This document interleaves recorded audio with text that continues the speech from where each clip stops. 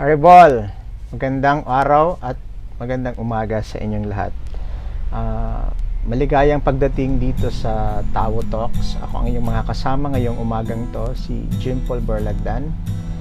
At meron akong ibabahaging isang tulang Bicol rawit-dawit sa inyo na may pamagat na pag-itao mo sa kuya anday mo paggirom. Bago ang lahat, bibigyan ko muna ng maikling introduction yung Tao Talks. Ang Tao Talks ay ang programa ng TAWO or ang Tobacco Writers Organization na binubuo ng mga tabakenyong manunulat dito sa siyudad ng Tabaco. Yung layunin ng pangkat ay ang i-cultivate yung lokal na literatura. So kami ay gumagawa ng mga palihan or workshops at mga ganitong programa kung saan tinatalakay ang literatura. So, hindi ko napapatagalin. Ngayon ay puntahan natin yung aking tula. So, pag-itao mo sa kuya anday mo paggirom. Babasahin ko muna yung buong tula at titingnan natin yung mga salita na medyo merong kahirapan sa pag-iintindi at bibigyan ko rin ng background yung ibang terms dito or mga salita na nagamit ko dito. Okay. So, babasahin ko muna yung tula. Pag-itao mo sa kuya anday mo paggirom. Pag-itao mo daw sa kuya anday mo paggirom. Budaan sa imong hiling iiway mo pairarom. Ikog kang sarong hidaw na kanta ansa kong rumdom. Nagbabakay sa maluway na kaday kan alupuop. Antabay kong sa baklay pangaturugan ugop. Andai mo paggirom arog kaini minalakop. Guyod an ikog kan sarong kalag-kalag na kanta naan puon kasugpon kandaan ng ugma. Andai mo paggirom, girumdum na ranga andara.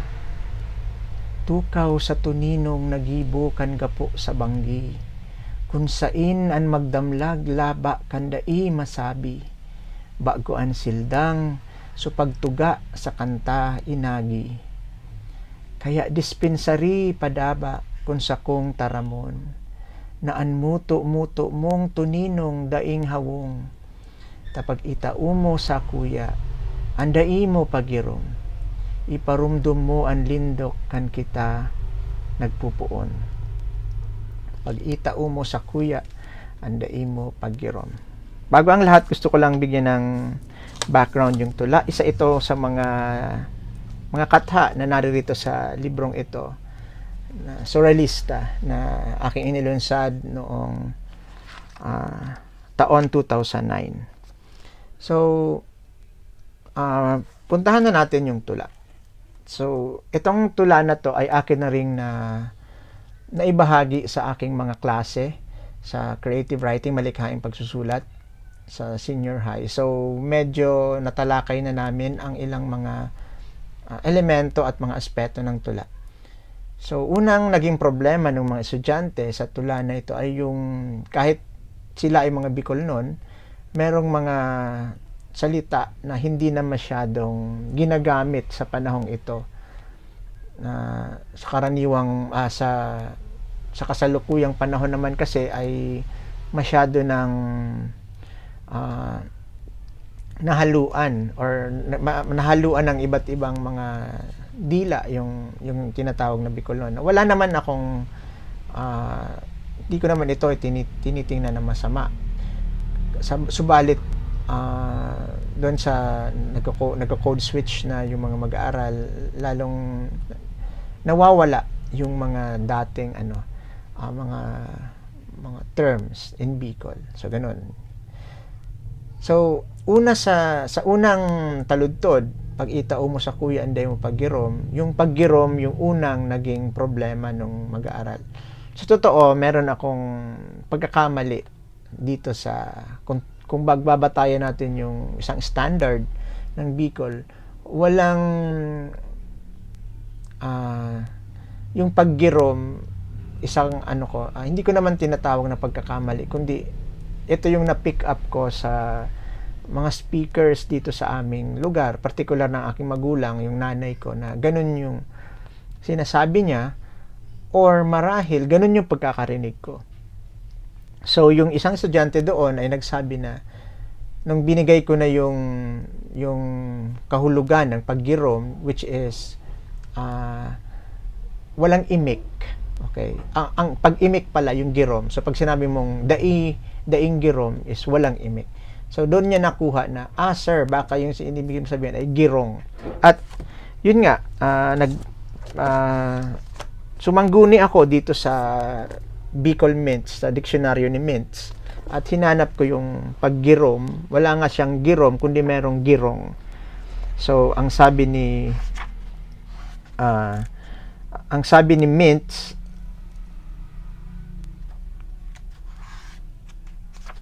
tungkol dyan sa girom ay ayun, girong, talkative. So pag sinabing magirong, daing girong or mayong girong, it means silent, close-mouthed, uncommunicative, mum, laconic, reticent, taciturn. So mayo siyang girong, he's not talkative. Maggirong ka ngani, say something or talk. So doon, paano ba natin i-reconcile yung sa akin naman,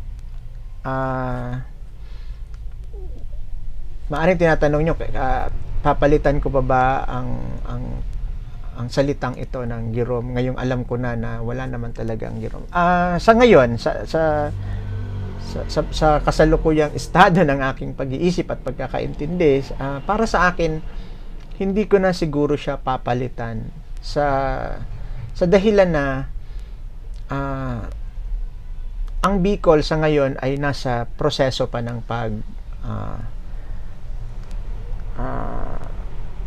tinatawag na siya ay lumalaki pa or nagde-develop pa.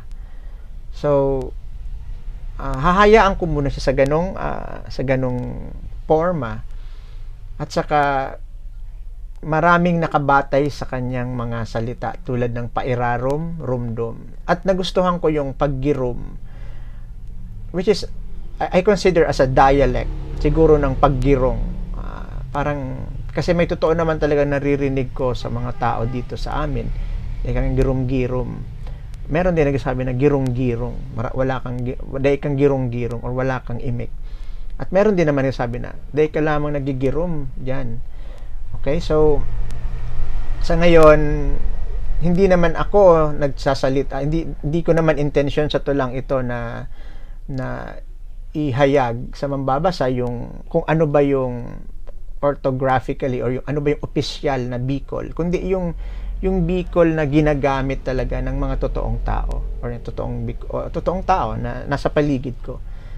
So yun, wag na nating masyadong laliman yung diskusyon kasi marami pa tayong pag-uusapan. So maliban sa paggirom, meron sila ding na nakitang kahirapan doon sa iway. Budaan sa imong hiling, iiway mo pairaro. Tingnan natin kung meron si Mints na definisyon ng iiway. Kasi dito sa amin, yung iiway ay iiwas. So, pag sinabi mong hiling ang sa imong hiling iiway, iniiwas mo or parang dumadaplis or iniiwas mo yung tingin, iniiwasan mo akong tingnan. So yun ang ibig sabihin ng iiway dito sa lokalidad namin. Tingnan ko si Mints kung meron siyang entry nung salitang iyon. Iiway.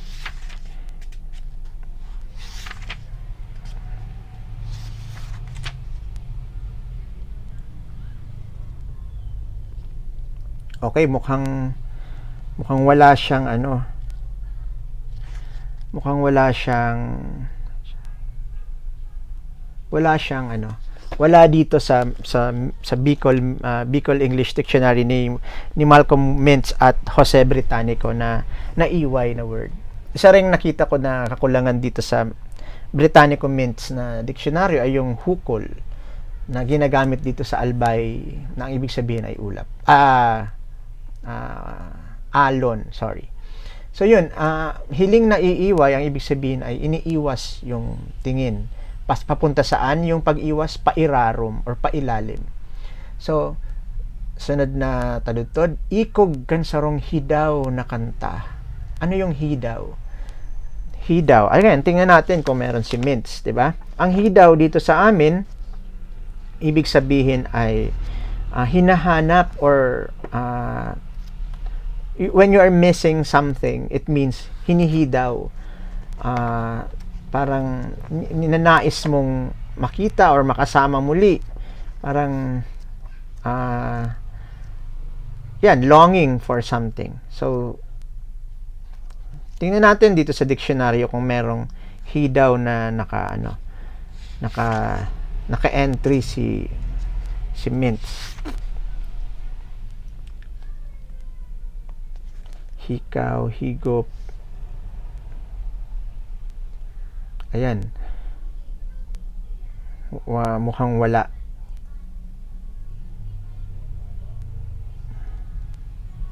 Meron. Hidaw. To miss emotionally as a loved one. To pine for, long for, be homesick for.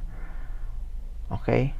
So, yung may mga diacritics dito na pwedeng hidaw or hidaw. Dito sa amin, hidaw. So, yung stress nandun sa I. Sa I. Okay? So, hidaw is, yun, pag may namimiss kang isang tao, may ninais kang makita muli. So, yung hidaw na kanta ay when you long for a song that you used to know. Okay? So, ansa kong rumdom. Okay? Nagbabakay is when you pursue someone. Hindi ko natitingnan kay Mintz para madali na tayo. Nagbabakay sa maluway na kaday kan alupuop. Maluway is slow. Kaday is it's like when you are asking someone to go with you, to come with you. So parang ano ba yan sa Filipino? Yung inaaya mo yung isang tao. Inaaya mong pumunta sa isang lugar. So, sa gamit dito sa amin, sasabihin ng nanay, kinaday na naman siya ng kanyang, kinaday ka na naman kan barkada mo, or yun, parang inaya na naman siya ng kanyang mga kabarkada. So, kaday, kan alupuop. Ano yung alupuop? So, marami ding mga mag-aaral ang hindi nakuha or hindi alam yung ibig sabihin nito. Yung alupuop ay naalala ko pa kung saan ko na pick up yung word na to. Dati kasi maraming taon na nakalipas na sumubok din ako sa agrikultura kung saan ako ay naging magsasaka ng palay. So, dahil doon nakasama ko ang ilang mga yung talagang magsasaka, at nung nagbabantay kami nung palay na inani para yung tawag namin sa Bicol yung ginik or itresh kinaumagahan yung mga naaning palay. Yung early morning may nakita kaming mist. So sabi nung isa kong kasamahan na magsasaka, sabi niya yan ay yung alupuop or mist or yung fog. So yung di ko siya pwedeng i-translate directly sa alapaap kasi yung alapaap parang mataas, parang panganoron, or ulap, di ba, or dampog, panganoron. Yung alupuop kasing sinabi nila is like pwede siyang nasa taas, pwede siyang nasa baba, parang fog or mist. So yun, nasa pangalawang saknong na tayo. Sa ikatatlong taludtod, antabay. Tabay is yung parang legs or paa or bias, something like that. Tabay kung sa baklay, yung baklay ay parang naglalakad or to walk, to stroll sa pangaturugan. Baklay, pangaturugan, ugop. Pangaturugan is panaginip, dream. Ugop is like tutok. Pag ugop, ang isang sa Bicol, pag sinabi mong ugop, ikaw ay nakatutok sa isang bakay. Parang engrossed, diba? You're focused on something. Concentrated. You're concentrating on something. So, andai mo paggirom, arog ka ini minalakop. Minalakop is to spread out. So, minalakop. Wagas. Pwede rin sa Bicol yung wagas, or sa Filipino yung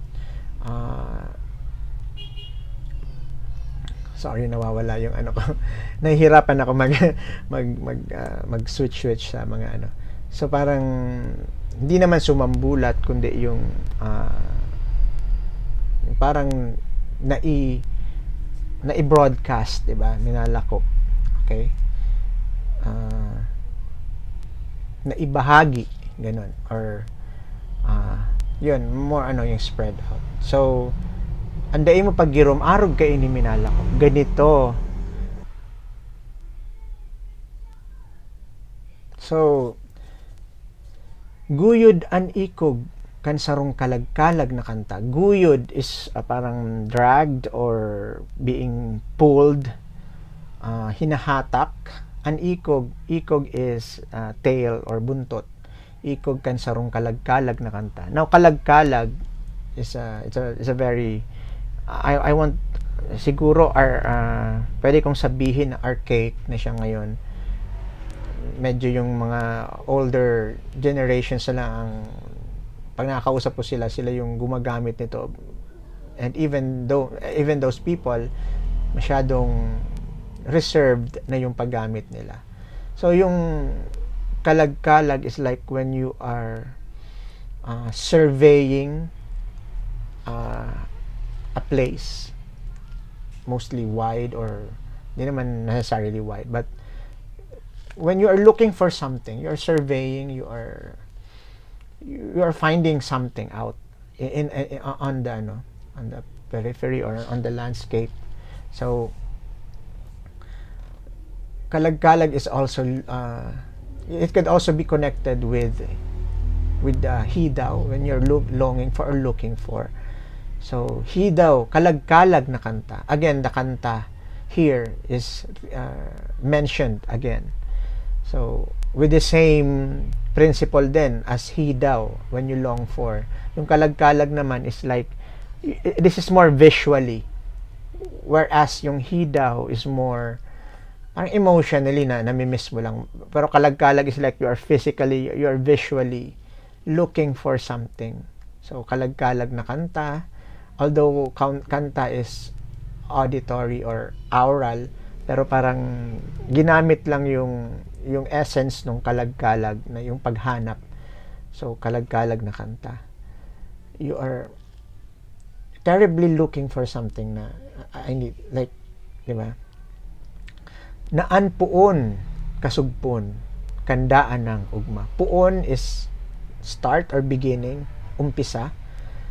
Kasugpon is parang an appendage or parang karugtong kandaan ng ugma. Daan is like old or past, dati, di ba? Daan or pinaglumaan, luma, pwede rin. Daan ng ugma. So this one refers to the past, something that has happened already. Isang pangyayari na nangyari na, like daan ng ugma. Ugma, as we all know, is happiness or joy. So this one, when you say naan puon kasugpon kandaan ng ugma, it is a past bliss or joy. There. Andai mo pag girumdom na ranga andara. So here, girumdom is alaala or memory. Ranga is joy pa rin, happiness. This one is one of the most archaic here na hindi na talaga ginagamit sa mga literary artworks na lang, like old songs, like old Bicol songs ko siya narinig, like yung isang isang ranga, parang kaugmahan, or siya ang aking kaligayahan, di ba? Andara. Dara is it brings ranga or happiness. So, yun. Mamaya ko na bibigyan ng yung buong taludtod. Mamaya ko na bibigyan ng kahulugan para tuloy-tuloy tayo. Tukaw. Tukaw is to sit or upo. Sa tuninong. Tuninong is some silence or parang quietude, parang calmness. Tuninong. It could be about sound. It could be about the ambiance, which is very quiet, very calm, serene. Nagibo kan gapo sa banggi. Gibo is gawa or what they are doing. Gapo, stone or bato sa banggi, which is night, gabi. So, yun. Later on, we're going to discuss more on that. Kung sain an magdamlag. Magdamlag is a direct translation in Filipino, which is magdamag. Laba, length, or haba, kandai masabi, nang hindi masabi. Okay, sunod na taludtod sa pang-apat na saknong. Baguan sildang. Sildang is sunshine. Yung sinag ng araw. So, pagtuga sa kanta inagi. Pagtuga, pag nasa hulihan yung parang yung stress or yung ano ba to sa pagtuga, parang maragsa ata to. So pag nandun yung stress niya, yung accent niya, it refers to pagkumpisal, pag-amin, or to confess. Pagtuga. Okay? Sa kanta inagi, dinaan sa kanta. Kaya dispensary padaba kung sa kong taramon. Yung dispensary is a Spanish loan word, which means patawarin mo ako, patawad, patawara in Bicol, padaba, beloved, or mahal, kung sa kong taramon. Okay, taramon is if I would say, or kung sasabihin ko, naan muto-muto mong tuninong. Muto-muto is like sulking.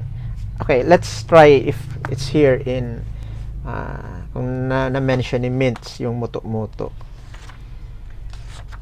Curious lang ako because muto-muto, again, parang nawawala na din siya ngayon sa Bicol usage, sa mga, especially sa, kasi yung mga mga estudyante na senior high school, mga 15 years old, 16, hindi na nila alam kung anong ibig sabihin yan.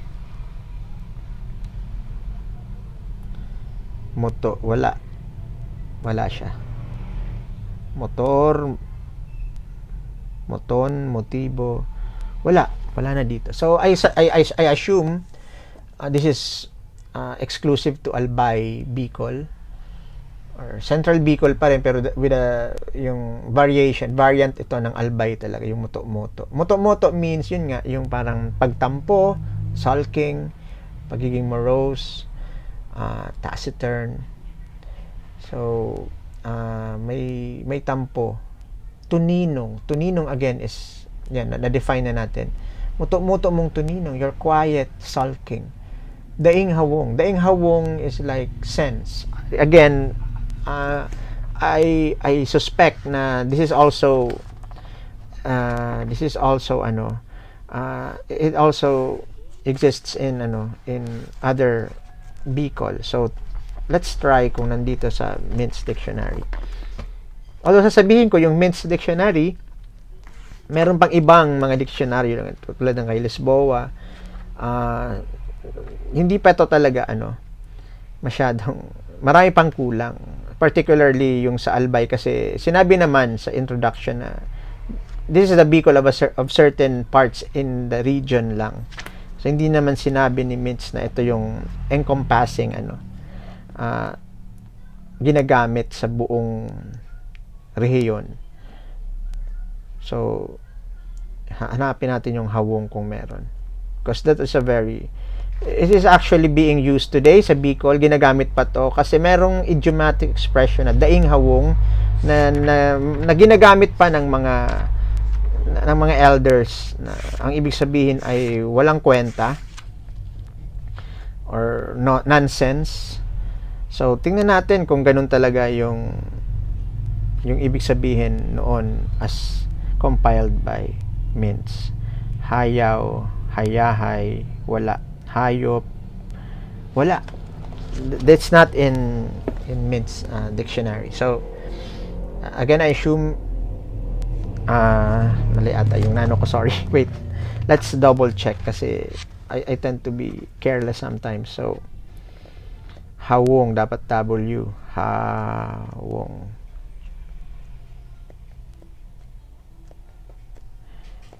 So, yan, sasabihin nyo, dapat prepare ko na to before. Medyo impulsive lang ako maggawa ng mga ganito. So, medyo hindi ako masyadong prepared ng aking mga material. So, kung ano lang ang nandito, yun na ang kinuha ko. Sana nandito. Hawid, haya, wala talaga. The last entry here that has H-A-W is hawid. I don't even know what that one is. Haya. Okay.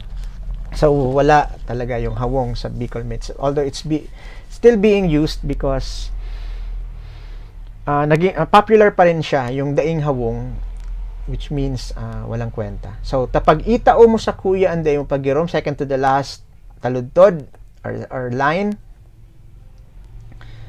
Itao mo sa kuya, anday mo pagirom, iparumdum mo ang lindok kan kita nagpupuon. Lindok is yung kiliti. Iparumdom, alam na natin, nagpupuon is like when we were starting. So there, that's the entire poem. I have prepared, meron na akong ginawa actually na translation nung tula. Parang ginawa ko ito sa actually sa anak ko na sige, sasabihin ko na yung pag itaw mo sa kuya, anday yung pagirom, ginawa ko tong isang kanta at pinarinig ko sa aking anak. Gustong-gusto niya yung takbo nung kanta, although hindi niya naging obstacle para sa kanya yung Bicol usage ko at yung ibig sabihin. So ginawan ko siya ng translation in English. So babasahin ko rin. Pag itao mo sa kuya, pag itao mo daw sa kuya, anday mo pagirom. Whenever you give me your silence, budaan sa imong hiling, iiway mo pairarom, and inwardly you stray your gaze away. Ikog kan sarong hidaw na kantaan sa kong rumdum. A coda of a cherished song crosses my mind. Now, ikog here, you might be wondering, why did I use coda? So, ang ginawa, because we are talking about song. So, medyo gumamit ako ng musical term, which is a coda, which means, ang coda ay yung huli ng, parang yung the tail of a song. Usually sa last part.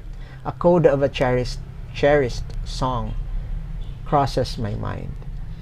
So, kasi pag a tale of a cherished song crosses my mind, parang medyo confusing para sa akin. So, ginawa ko medyo technical para ma-remind yung reader na isa itong kanta na pinag-uusapan.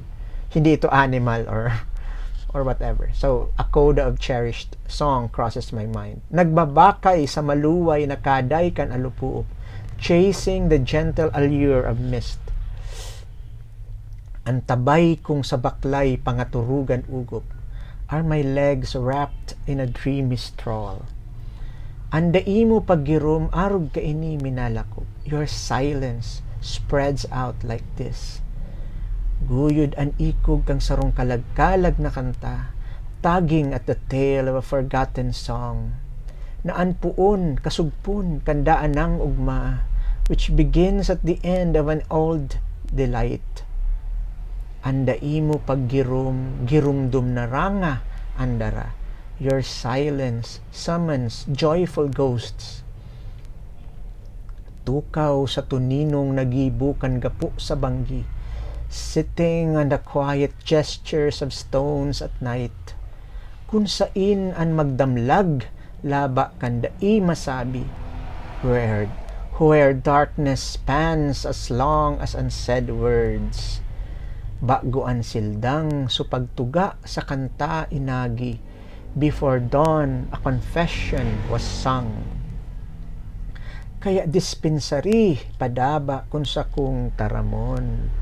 So forgive me, beloved, but I must say, na an muto-muto mong tuninong daing hawong, that your soundless sulking is such a waste.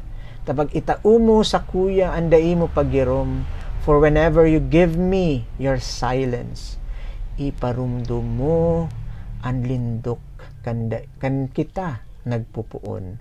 You remind me of the fire which started us. Now, I know it's very far from, a little bit far from the Bicol word, like fire.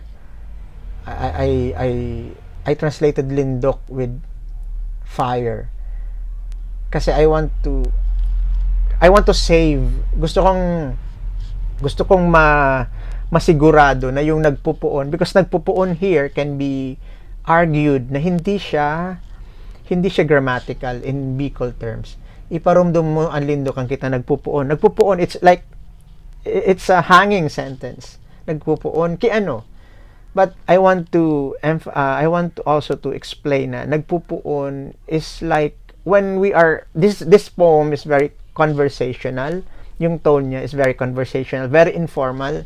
So I just want to capture the experience when we are talking with someone. Na sometimes we are prone to making ellipses or hanging statements na with siguro yung pragmatics natin ng pagsasalita, kung paano natin sinabi, mag-a-add nung sasalo, or in Bicol hihipnuan itong kakulangan ta sa grammar. So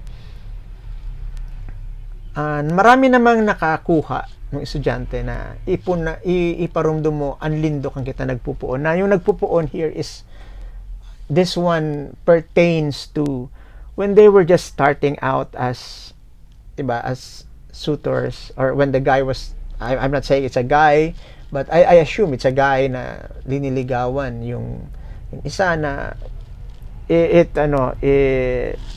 embodies this particular line embodies that wisdom na minsan talaga yung relasyon, yung mga nag-iibigan, nagiging masarap lang yung pagsasamahan sa una. So kita nagso-start pa lang na nagsusuyuan, sa start, sa umpisa, yung lalaki pa lang yung nanunuyo at talagang grabe yung kanyang pag-ugop, 'di ba? Yung focus niya, yung concentration niya doon sa beloved, sa padaba. So I want to capture that, kaya it's a little weak na ngayon na na-realize ko na, but I'm still planning to come up with a better translation, yung fire started us. Kasi gusto ko yung to start a fire. Kasi fire, di ba, the connotation of fire pertains to yan, the passion, rubdob, laalab ng romansa, di ba? So gusto kong magtapos din yung tula sa started, kasi nagtapos yung tula sa nagpupuon. Parang it wants to evoke a cycle or an infinite cycle na parang Ouroboros na walang katapusan yung ganitong nangyayari. So siguro pumupunta na ako doon sa explanation of the content, na yung the poem is in a way, not in a way, but it is showing how persons negotiate between relationships, like merong dai nagigirom or girong, at meron ding nanunuyo na naghihidaw, di ba? Meron siyang meron siyang counter with bitterness. I have a counter attack of sweetness. So parang ganun yung diskarte nung persona. So, having said that, puntahan na natin yung yung tula doon sa level na yon. So, bago yon siguro, bago ko makalimutan, pasadahan muna natin yung forma ng tula. Yung tula ay merong limang saknong. Yung apat ay binubuo ng tatluhan or tercets. At yung panglimang saknong ay binubuo ng apatan or quartet. So, maaring tatanong kayo, plinano ko ba yon? Later on, pag-usapan natin. So, yung rhyme scheme naman, meron bang rhyme scheme? So, tingnan natin yung mga end rhymes. Paggirom, pairarom, rumdom. Okay, so, meron. Diba? Merong pinapakitang rima. Alupuop, ugup, minalakop. Okay? Visual lang. Tingnan, at least on the visual, muna tayo, aspect muna tayo. So, titingnan, mamaya, hihimayin pa natin yung mas malalim na na kung talaga bang nasa hulog yung mga rima ng tulang ito. Kanta, ugma, dara, banggi, masabi, inagi, taramon, hawong, paggirom, nagpupuon. So, ayan, may sinasabi si Rio Alma meron ako nitong kopya at meron siyang dedication sa akin na sinabi niya, tuklasin mo, Jim Paul, ang talinghagang Bicol noon. February 19, 2004. So, masaya ako nung una kong na-meet actually, this is not the first time I met the national artist. Naging lecturer namin siya noong nasa UP pa ako sa isang malikhaing pagsusulat na klase ni Joey Bakiran, ni Prof. Joey. So, bumisita siya at nagbigay ng lecture about, ano ba yung lecture niya?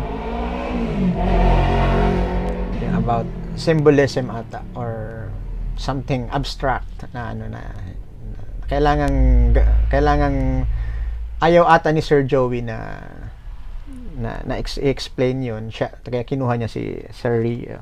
Anyway, so may sinasabi si Rio Alma, si Virgilio Almario na iba-ibang antas ng pagririma sa Filipino or maging sa Bicol. So si Jason Chancoco, meron din siyang pagsat tinubuanan na unfortunately yun sana ang gagamitin ko kasi hindi ko na makita yung aking kopya sa sobrang gulo ng aking mini library. So, yan.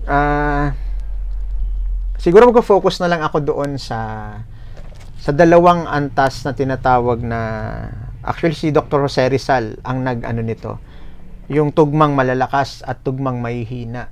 So, sa unang tingin, paggirom, pairarom, rumdom, alupuop, ugup, minalakop, kanta, ugma, dara, banggi, masabi, inagi, taramon, hawong, pairarom, nagpupuon. So, sa tugmaang, sabi ni Jose Rizal, baka, daga, pasata, sila yung nasa grupo ng malalakas na tugma. Yung nasa lama na ngarawaya naman ay yung mahihina. So, yung rumdom, ibig sabihin, yung magkakaparehong grupo or tugmaan, malakas. Kunwari, tugmaang malakas yung makikita natin. Basta magkakapareho sila, it is considered magkatugma. Hindi pa natin dyan tinitingnan yung sinasabi ni Sir Rio na tudlik na medyo hanggang ngayon dahil sa hindi ko seryoso nung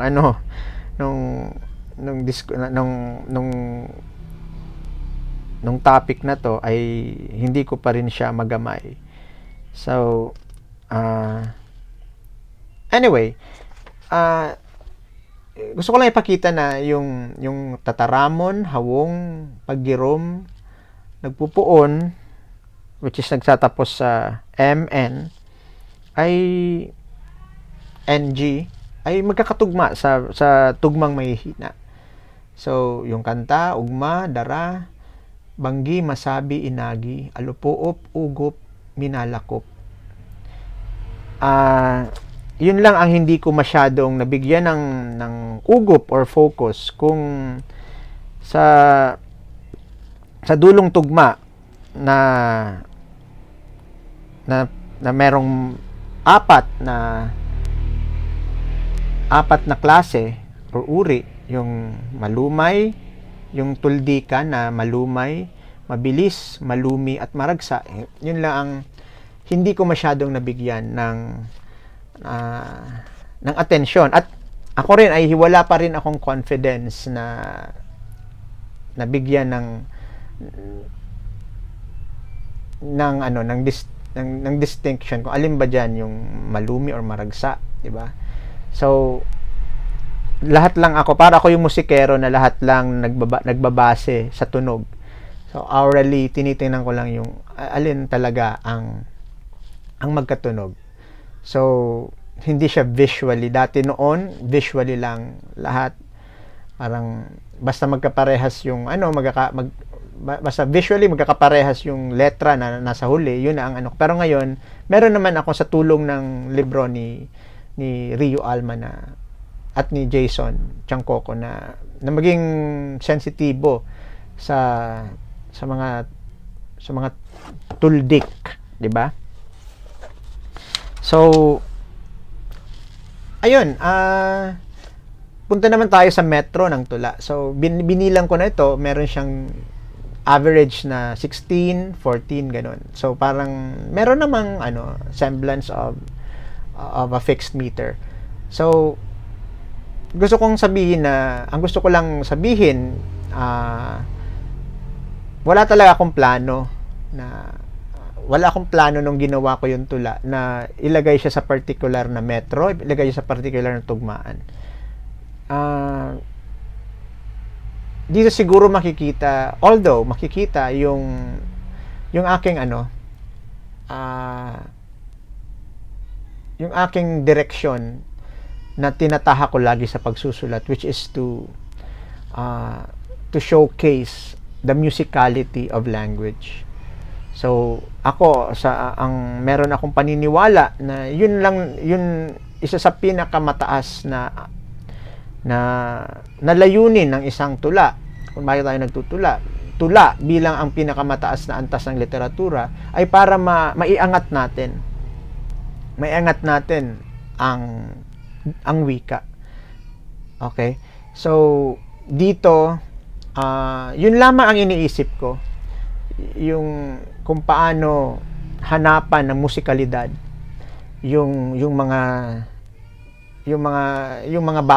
bawat linya. So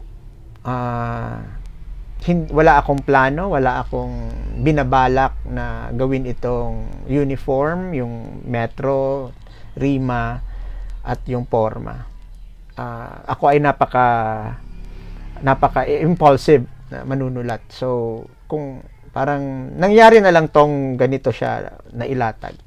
So I revel in that. I find joy in that kind of creative process na we don't know where to go. Hindi natin alam kung saan papatungo yung isang tula. And I know that's very careless, that's very parang reckless, pero mas na-enjoy ko yung proseso na ganun. So para saan pa ba yung pagsusulat natin kung hindi naman natin ini-enjoy yung proseso ng pagsusulat. So ako, sabihin man natin hindi masyadong scientific yung ginagawa ko, pero yun ang nagbibigay sa akin ng yung lindok, yung kiliti ng pagsusulat na wala akong alam, diba? Hindi ko alam kung saan, parang it's a mystery, diba? Parang saan ba pa matutungo yung tula, hindi ko alam. So minsan natatapos na lang yung tula at nabibigla ako na wow, parang nasarado na siya. So although dito siguro pwede ko nang sabihin, kasi sa akin naman tong gawa, na mababaw lamang yung diskurso na sinasabi. Mababaw na, in a sense na banal siya, common na nangyayari sa karamihan sa atin na merong relasyon sa isang tao na minamahal natin, na nagkakaroon tayo ng di pagkakaunawaan, conflicts, di ba, mga tension. So natural to reconcile. Kaya nga sinabi ko kanina, nandun yung pag-negotiate ng relationship. So, pinapakita lamang dito yung dalawang taong mayroong relasyon na hindi pa naman sila detached or ano. Nandun pa lang, hindi ko masabi na, di ba? Nandun pa rin sila sa loob ng relasyon. Pero merong laro nung parang merong sugal ng mga emosyon at diskarte, 'di ba? So yung dalawang persona nandito nagsasalita, yung isa at meron siyang sinasabihan. So yung sinasabihan niya hindi gumigirom, hindi umiimik, at siya yung laging nagsasalita na parang in a sense siya yung nagte-take up nung role ng nanunuyo. So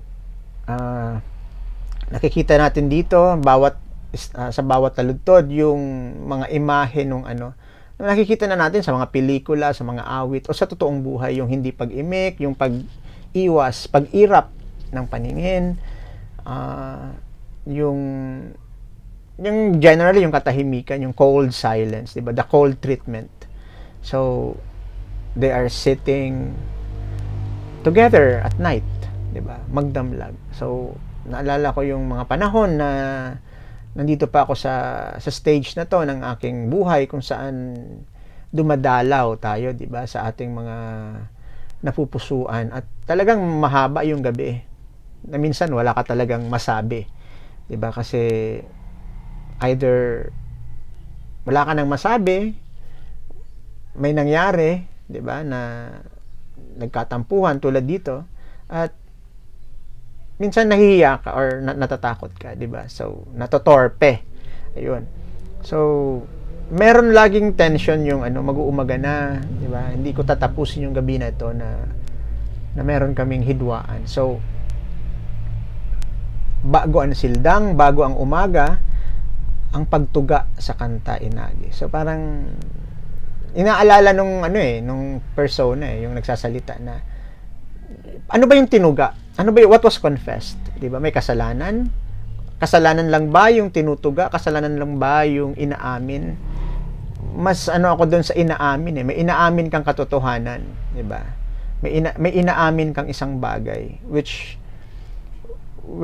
relates more into to this particular situation of courtship. So, ang inaamin natin usually kung tayo yung nanunuyo ay yung ating pagsuyo, 'di ba? Bakit ba tayo nandoon gabi-gabi? May nagdadala tayo ng mga regalo. Yung mga ganong transaksyon, 'di ba? Na pinag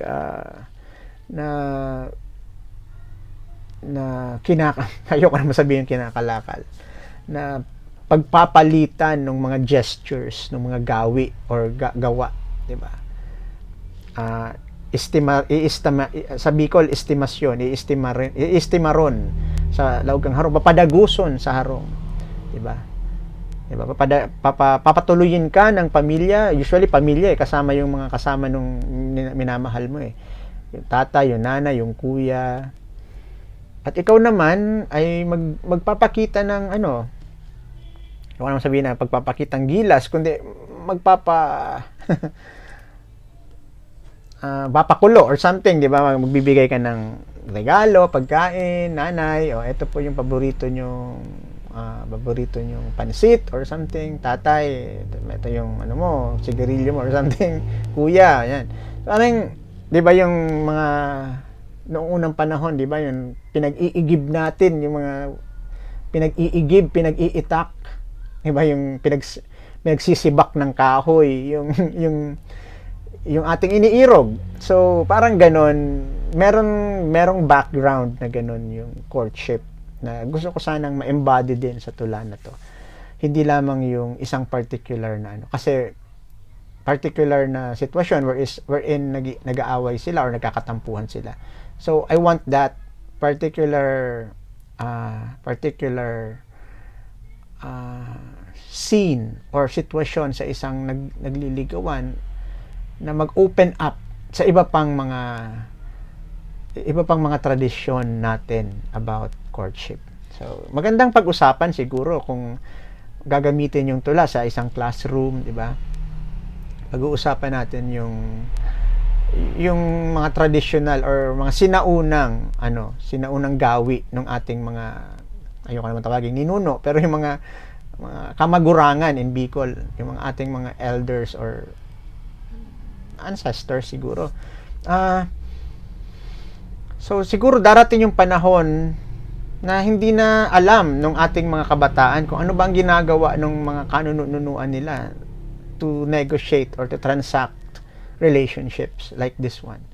So siguro yung tula ay magiging isang magandang testament na merong ganito noong panahon na parang nagnanavigate tayo sa maraming mga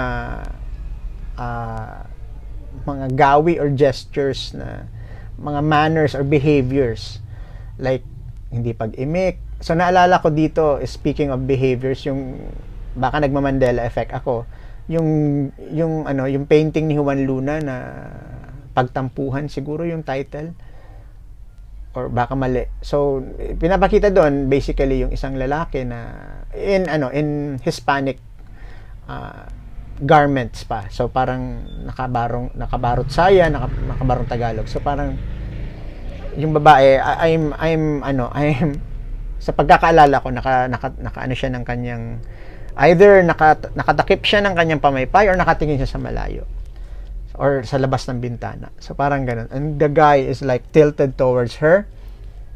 The body language is showing na sinusuyo niya na sige na naman. So marami tayong actually in pop culture, marami tayong mga instances na makikita natin yung ganitong relasyon, yung ganitong pag-pursue ng panunuyo. So hindi ko na siguro iisa-isahin yon. Sa ngayon, siguro yung na lang, yung essence nung sinulat ko to ay personal, yung personal background ng tula ay sinulat ko para sa aking asawa na nagkatampuhan kami or kung ano mang di pagkakaunawaan sa domestic life, sa everyday life ng mag-asawa. And I don't know, siguro nung hindi siya, 'di ba, yung laging, 'di ba, yung mga merong, sabihin ko ng Filipina, ayoko sana hindi ako maka-offend pag ginamit ko yung mga kababaihan, 'di ba, pag meron sila yung mahilig gumamit ng technique na to, yung parang the cold treatment. Siguro universal naman, pero siguro para maging ako, ganun yung ginamit sa akin ng asawa ko, or laging ginagamit na the cold treatment, na hindi niya sinasabi sa akin verbally na ganito yung problema mo. More on, gusto niya na magi akong manghuhula or something na, ano bang problema, di ba? Parang mababaliw ka na eh. So, naaalala ko tuloy yung noong panahon na kinikilala niyo pa lamang yung isa't isa, di ba? At meron pang, sad to say, yung excitement nandun kasi, I don't know, ganun talaga siguro yung kalakaran sa mundo eh. As long as meron pang misteryo,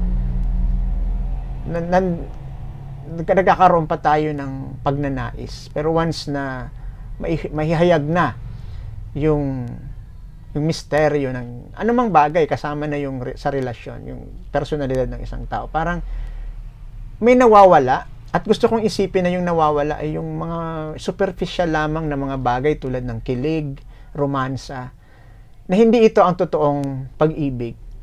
Na ang totoong pag-ibig talaga ay yung wala nang wala nang misteryo, yung hayag na talaga.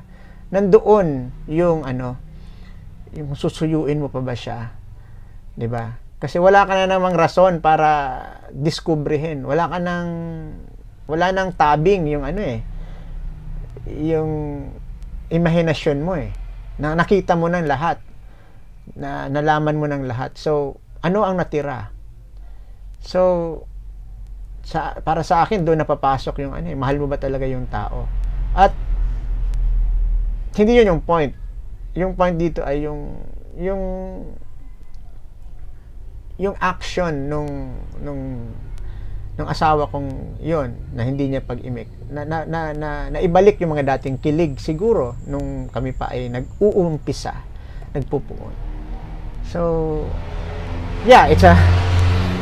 I'd like to think na it's a love poem, diba? It's a love poem. Mahilig naman talaga ako sa love poem, but this one is very different from the other poems I made, especially nung kabataan ko na I'm always I'm